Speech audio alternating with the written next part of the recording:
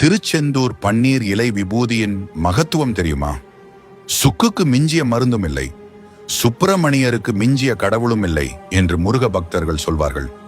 திருச்செந்தூர் சுப்பிரமணிய சுவாமி கோயிலில் வழங்கப்படும் பன்னீர் இலை விபூதி பிரசாதம் தனித்துவமும் மகிமையும் வாய்ந்தது. முருகப்பெருமானுக்கு 12 கைகள் உள்ளன. அதே போல பன்னீர் மரத்தின் இலையில் 12 நரம்புகள் உள்ளன. பன்னீர் இலை என்பது மருவி பன்னீர் இலை என அழைக்கப்படுகிறது. பன்னீர் இலை பார்க்க முருகனின் வேல் போலவே இருக்கும். பன்னீர் இலைக்கு வேத மந்திர சக்தி உள்ளது.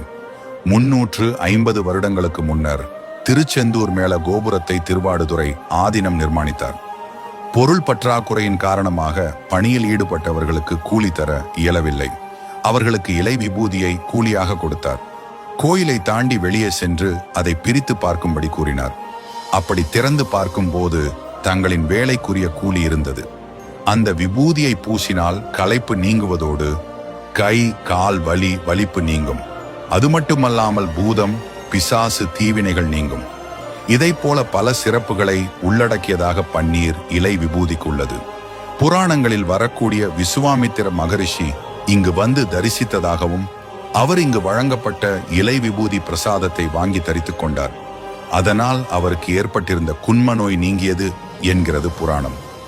ஆதிசங்கர் அருளிய சுப்பிரமணிய புஜங்கத்தில் உள்ள ஒரு ஸ்லோகத்தில் வேதங்களே பன்னீர் இலைகள் என்பது ஐதீகம்.